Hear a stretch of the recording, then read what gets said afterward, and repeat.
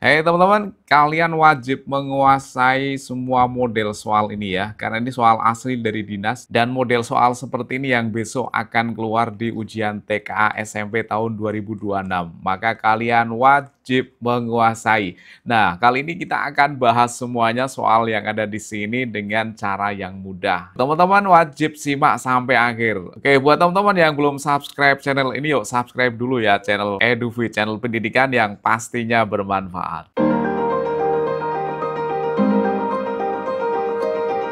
Oke, teman-teman langsung kita bahas soal nomor satu. Terdapat tiga bilangan yang dinyatakan dengan ini, dan ini. Ada tiga bilangan ya. Bilangan apa saja yang merupakan faktor persekutuan ketiga bilangan tersebut? Pilihlah jawaban yang benar. Jawaban benar lebih dari satu. Oke, langsung kita bahas. Nah, untuk bilangan yang pertama ini kalau kita kalikan manual kan agak panjang ya, maka kita gunakan dengan teorema aljabar ya. Kalau ada A kuadrat min B kuadrat, teman-teman masih ingat nggak? Sama dengan apa? Ya, sama dengan A plus B, kemudian kali A min B.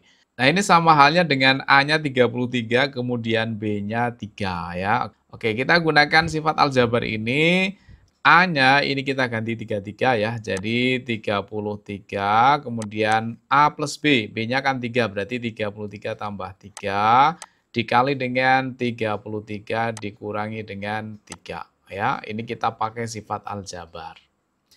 Kemudian kita tambahkan ya, 33 tambah 3 itu berarti 36, kemudian 33 kurangi 3 itu berarti 30. Nah, di sini tidak perlu kita kalikan, 36 kali 30 nggak usah, karena yang kita cari adalah faktornya, ya. Maka kita langsung faktorkan ya. 36 ini kalau kita faktorkan berapa aja hasilnya? 36 ini kalau kita faktorkan, kita bagi 2 ya, kita cari faktor primanya. 36 bagi 2 itu dapatnya 18. Kalau kita bagi 2 dapatnya 9. 9 bagi 3 ya, dapatnya 3. Ini yang 36. Sekarang yang 30.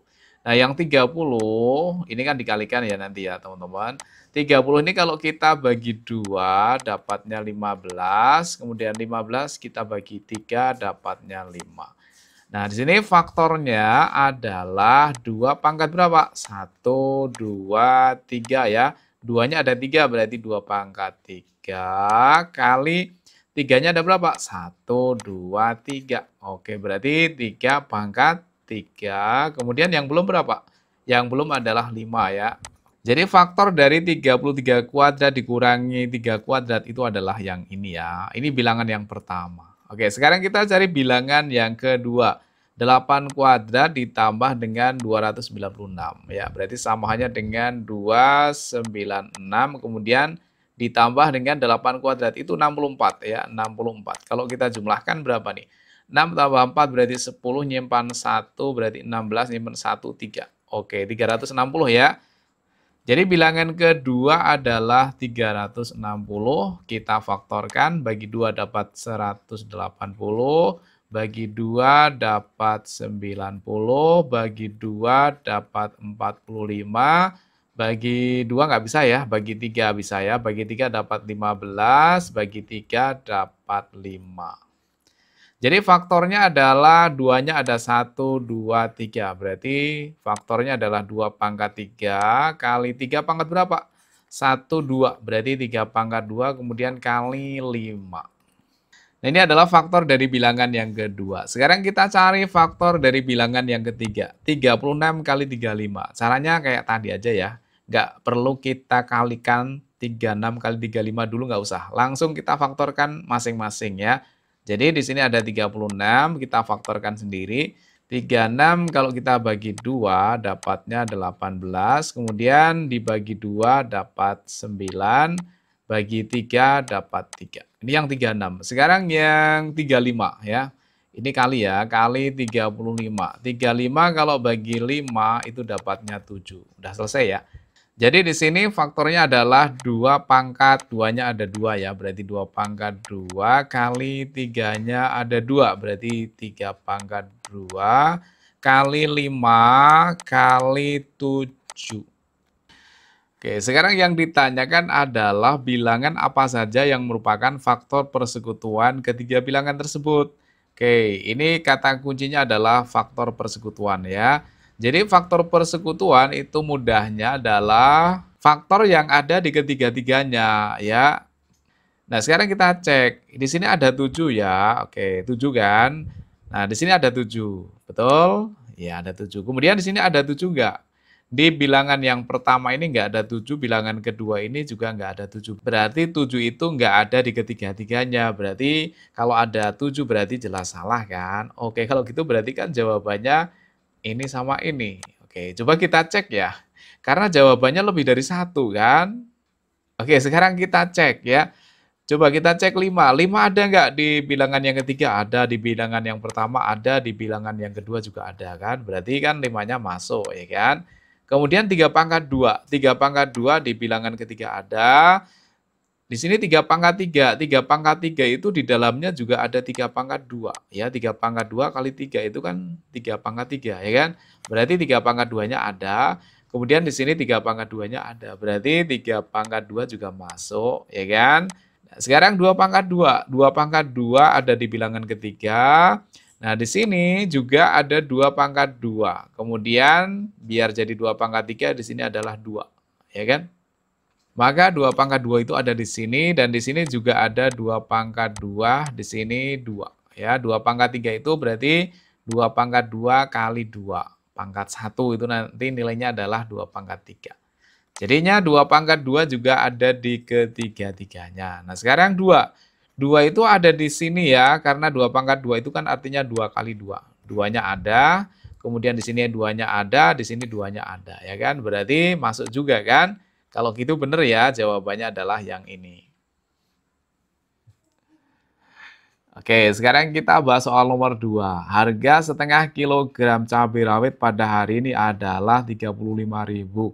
Jika hari ini ibu membeli cabai rawit sebesar seberat 2/4 kilogram, total harga yang harus dibayar ibu adalah, ini soal apa teman-teman? Ini materinya masuk ke soal perbandingan ya. Ini ada setengah kilogram, ya kan? Kalau setengah kilogram itu harganya ini. Berarti cara nulisnya gimana? Cara nulisnya gini. Kalau setengah itu, ya kita kasih tanda panah juga boleh ya. Kalau setengah kilogram itu harganya 35.000. Oke. Nah, sekarang kalau seberat 2/4 kilogram, berarti di sini kalau 2/4 kilogram itu berarti harganya berapa? Kita misalkan dengan X. Nah, ini yang ditanyakan. Nah, soal ini termasuk soal yang perbandingan yang senilai ya, teman-teman. Ada 2 kan perbandingan itu. Ada yang senilai, ada yang berbalik nilai. Nah, sekarang kita akan bahas yang senilai. Senilai itu gimana? Senilai itu kalau yang bagian kiri itu bertambah, ya ini kan bertambah ya, dari setengah menjadi 2/4. Kalau setengah kilo itu harganya 35, berarti kalau 2/4 itu juga harganya akan lebih atau bertambah juga, ya kan? Harganya akan lebih mahal dari 35.000, artinya kan harganya semakin bertambah, ya kan? Itu namanya senilai. Yang kiri plus, yang kanan juga plus. Kalau perbandingan senilai, cara cepatnya, cara penyelesaiannya adalah kasil, teman-teman. Apa itu kasil? Kali silang ya. Teman-teman tinggal kalikan silang aja. X kali setengah, kemudian 2/4 kali 35. Jadinya gini, kalau kita tuliskan kan, X kali setengah, berarti titik setengah. Ini artinya kali ya, teman-teman. Kemudian akan sama dengan, ini kita kalikan. 2/4, ini kita buat menjadi pecahan biasa. Ya, caranya. Masih ingat caranya? Oke ya, 4 kali 2, 8 tambah 1 berarti 9. Berarti kalau kita buat pecahan biasa menjadi 9/4. Kemudian dikalikan silang dengan yang ini. 35.000. 35.000. Nah, di sini kan dipisah dengan tanda sama dengan ya. Kalau dipisah dengan tanda sama dengan, maka ruas kiri dengan ruas kanan boleh dicoret kalau ada yang sama. Oke. Yang bawah ini masing-masing kita bagi 2. Ini dapat 1, bagi 2 dapat 2. Kemudian 35.000 kalau bagi 2 berapa teman-teman? Ya, teman-teman punya uang 35.000 kalau dibagi 2 dapatnya adalah 17.500. Ya enggak? 17.500 kali 2 kan 35.000. Maka jadinya X kali 1 nilainya adalah X sama dengan tinggal kita kalikan 9 kali 17.500. Oke, 0 yang belakang kita kasih dulu 02. Kemudian 9 kali 5 itu 45, berarti nyimpan 4 ya. Kemudian 9 kali 7 itu 63, tambah 4 berarti 67, kita simpan 6. 9 kali 1, 9 tambah 6 berarti 15. Oke, berarti harganya 157.500. Kalau gitu jawabannya adalah yang B. Gimana teman-teman? Mudah kan? Oke, lanjut soal nomor 3 ya. Oke, masih semangat pastinya ya. Misalkan A dan B merupakan dua bilangan real sehingga sistem persamaan linear atau SPL-nya seperti ini. Mempunyai solusi X, Y sama dengan 5,-2. Tentukan benar atau salah untuk setiap pernyataan berikut terkait dengan nilai A dan B. Nah, di sini teman-teman harus mencari nilai A dan B-nya ya. A-nya di sini ada, B-nya ada. Nah, sekarang ini ada solusi. Solusinya artinya X-nya itu nilainya 5. Artinya di sini X-nya itu kita ganti 5 ya. Berarti setiap ada X kita ganti angka 5, setiap ada X kita ganti angka 5. Kemudian Y-nya nilainya min 2. Berarti di sini nilainya min 2, yang ini nilainya min 2. Oke, sekarang kita kalikan ya. 2X berarti 2 kali 5. 2 kali 5 berapa? 2 kali 5 kan 10 ya kan? Kemudian ditambah dengan A kali Y. Y-nya kan min 2. A kali min 2. Positif kali negatif hasilnya negatif. Berarti negatif 2A. Ya, ini kalau kita kalikan hasilnya negatif 2A. Kemudian ini sama dengan berapa nih? Sama dengan 4. Nah, sekarang yang negatif 2A ini kita pindah ke ruas kanan. Negatif ini kalau kita pindah ruas menjadi positif 2A. Kemudian 4 ini kalau kita pindah ke ruas kiri menjadi negatif ya. Berarti jadinya 10. Positif kalau pindah ruas jadinya negatif 4. Jadinya 10 kurangi 4 itu 6 sama dengan 2A. Maka nilai A-nya sama dengan 3 ya. 2 kali 3 kan 6. Ya kan? Oke, nilai A-nya sudah ketemu 3. Sekarang kita cari nilai B-nya. Ada di persamaan yang kedua ini. B5, ya kita nulisnya bukan B5 tapi 5B ya. Angkanya ditaruh di depan. 5B. Kemudian negatif ketemu negatif. Negatif 2, negatif 2. Negatif kali negatif itu hasilnya positif. Berapa itu? 4 ya. 2 kali 2 kan 4. Kemudian sama dengan negatif 1. Sesuai dengan soalnya. Nah, sekarang yang plus 4 ini kita pindah ke ruas kanan ya. Biarkan aja 5B di ruas kiri, karena yang mau kita cari ya. Kemudian min 1 plus 4-nya kalau pindah ruas jadinya min 4. Nah, jadinya 5B sama dengan negatif 1, negatif 4. Ini samanya dengan hutang 1, hutang lagi 4. Berarti ini jadinya hutang 5 atau negatif 5. Diingat ya, di sini bukan perkalian, bukan berarti negatif kali negatif, bukan, tapi ini penjumlahan dan pengurangan biasa, bukan perkalian. Maka nilai B-nya sama dengan lawannya kalian bagi, berarti samanya dengan min 5 bagi 5 itu dapatnya min 1. Atau kalau kita cek, 5 kali min 1 kan min 5, ya kan? Oke, berarti B-nya sama dengan min 1. Nah, sekarang kita lihat pernyataannya ya. A merupakan bilangan prima. A itu kan 3. Apakah 3 bilangan prima? Yes, ya benar ya. A atau 3 itu merupakan bilangan prima. Kemudian B. B merupakan bilangan ganjil. B-nya kan negatif 1 ya. Nah, 1 itu kan ganjil ya teman-teman. Jadi negatif 1 juga ikut ganjil. Berarti benar. Oke. Nah, sekarang kita cek yang ketiga. 10A berarti 10 kali 3. Kalau langsung kita kalikan jadinya 30.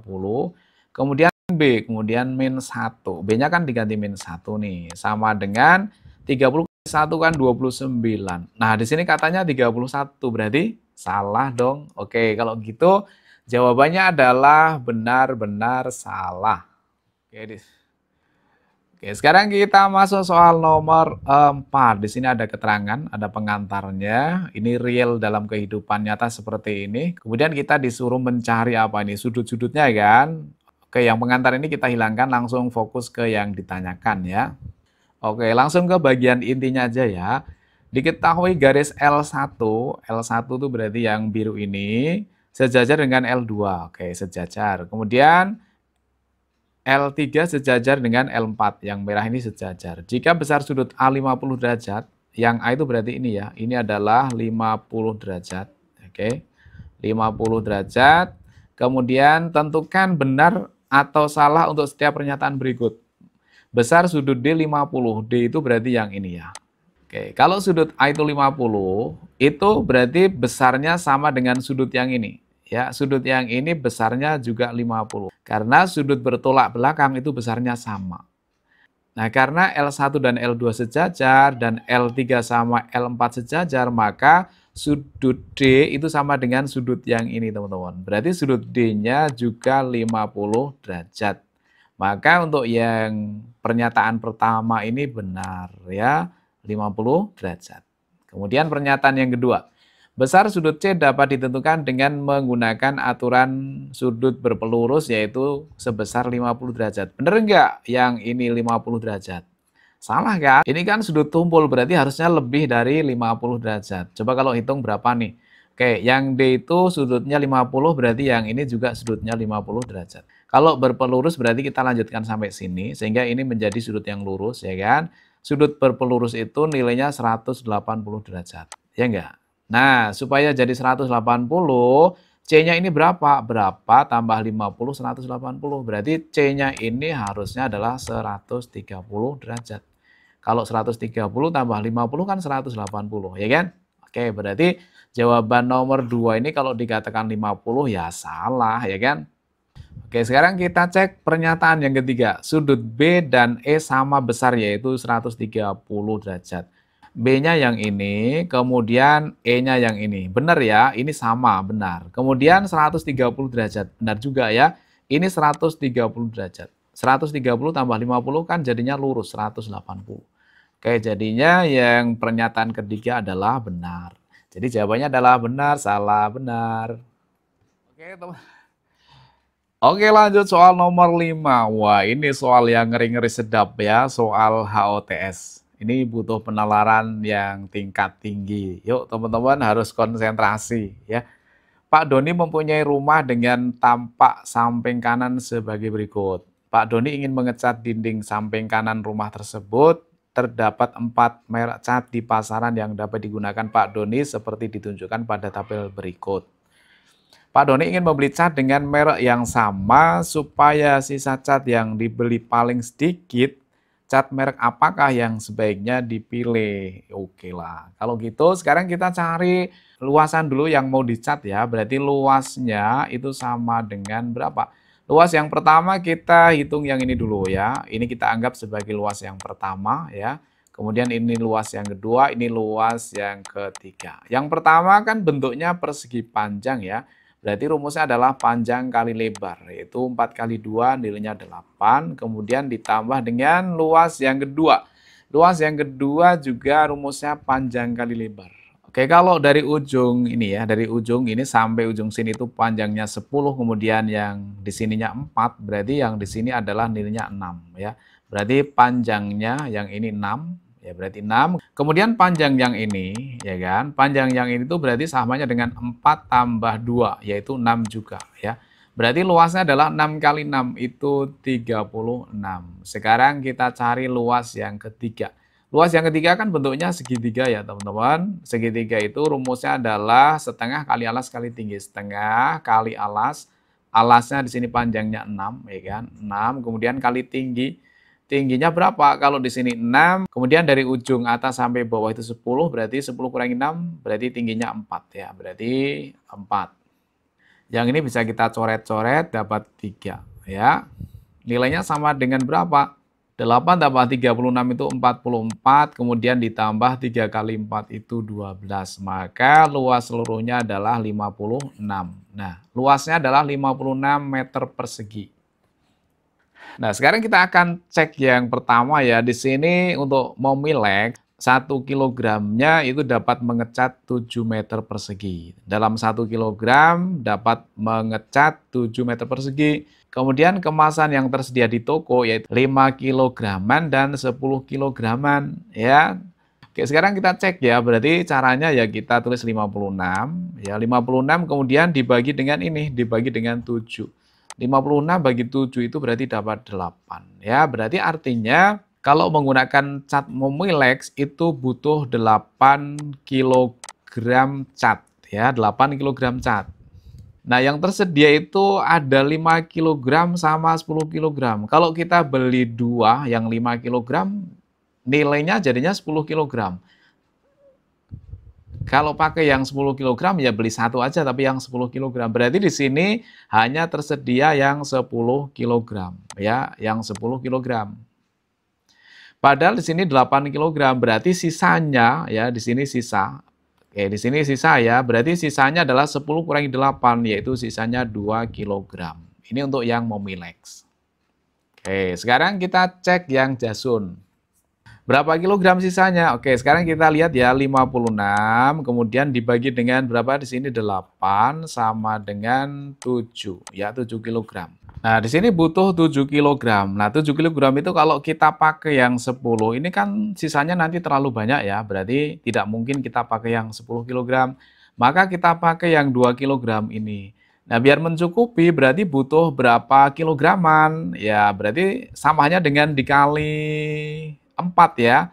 4 kaleng 2 kilograman itu kan jadinya di sini 8 kilogram, ya enggak? Jadinya 8 kilogram. Karena nanti di sini kali 4 ya. 4 kemasan kali 2 itu berarti totalnya 8 kilogram. Nah, dari 8 kilogram ini kemudian terpakai 7 kilogram berarti jadinya 8 kurangi 7 itu berarti sisanya 1 kilogram. Oke, jadi yang ini sisanya lebih sedikit ya, 1 kilogram dibanding yang ini. Oke, sekarang kita cari yang Bulux ya. Yang Bulux itu berarti 10 meter persegi. Oke, jadinya 56 dibagi dengan 10, yaitu sama dengan 5,6 kilogram ya. 5,6 kilogram. Di sini yang tersedia adalah 2 kilograman dan 5 kilograman. Nah, kita pakai yang ini aja, 2 kilograman aja. 2 kemudian butuh berapa kaleng nih? Kalau sampai mendekati 6 kan berarti butuh 3 ya. 3 kali 2 berarti kita butuhnya adalah 6 kilogram. Ya, kita beli 3 kemasan yang masing-masing 2 kilograman. Jadinya totalnya 6 kilogram. Di sini 6 kemudian dikurangi dengan 5,6. Nah, berarti dia mempunyai sisa ya. Sisanya yaitu 6 dikurangi 5,6 yaitu 0,4 kilogram. Nah, ini sisanya lebih kecil lagi kan? Oke, sekarang tinggal yang terakhir nih. Yang Nopin ya, berarti jadinya 56 dibagi dengan berapa itu? 9 ya. 56 bagi 9 dapatnya berapa? Kalau 54 bagi 9 kan dapatnya 6, ya kan? Kemudian sisanya 2. Ya enggak, sisanya 2. Kan 54 yang dipakai. 2 bagi 9 kan nggak bisa, maka kita kasih 0, hasilnya kita kasih koma. 20 dibagi 9 itu dapatnya 2. Ini masih lagi kalau kita lanjutkan ya, kita bulatkan aja 6,2 kilogram. Terus yang tersedia di sini 1 kilograman dan 5 kilograman. Kalau misalkan kita ambil yang 1 kilograman aja semuanya, biar cukup berarti harus lebih dari 6,2. Misalkan kita ambil 7 ya. 7 yang kita ambil 1 kilograman, berarti 7 kali 1 nilainya 7 kilogram. Nah, 7 kilogram ini kemudian dikurangi 6,2 ya, kalau kita kurangi jadinya dia mempunyai sisa ya. 7 dikurangi 6,2 itu berarti 0,8 kilogram. Nah, ternyata sisa yang paling sedikit adalah yang ini teman-teman, yang apa nih? Yang Bulux ya. Oke, kalau gitu jawabannya adalah yang C.